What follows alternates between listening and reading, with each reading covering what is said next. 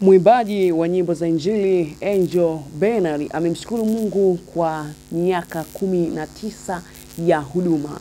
Ameandika hivi na nukuu: "Leo ninamshukuru Mungu kwa ajili yenu. Huruma za Mungu zimekuwa tele mno katika maisha yangu kwa ajili yenu. Asante kwa kusikiliza nyimbo, kuzisambaza duniani na kupokea yale nimetumwa kuimba, kuongea na kuandika kwa miaka 19 sasa. Nakiri kuwa sikujua gharama yangu, neema niliyobeba, lakini katika yote nimeona huruma na mkono wa Mungu. Asanteni kwa mnaoniombea, mnaonitia moyo, mnaotuma shuhuda na za wale Mungu ametenda kupitia mimi, chombo chake, na wale ambao mmekuwa mkini challenge, nionya na kukosoa pale nilipopungukiwa. Mungu awabariki wote.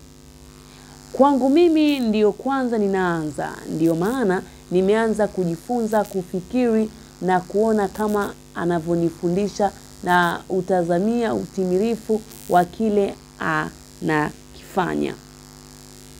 Hakika mambo yote yatapita, lakini neno la Mungu lazima lisimame." Huu ni ujumbe ambao ameandika mtumishi wa Mungu Angel Bernard. Kwanza amemshukuru Mungu kwa ajili ya miaka 19 ya huduma, lakini pia ameshukuru wale mashabiki ambao wamekuwa wakimfuatilia kipindi chote hicho cha miaka 19, kwa sababu sote tunafahamu si mchezo miaka 19 katika huduma, lakini bado umesimama na unafanya vizuri. Kwa hiyo tumpongeze bwana dada yetu, kipenzi chetu, binti yetu Angel Bernard kwa miaka 19 ya huduma. Si kitu rahisi, bila shaka wale waimbaji wanafahamu.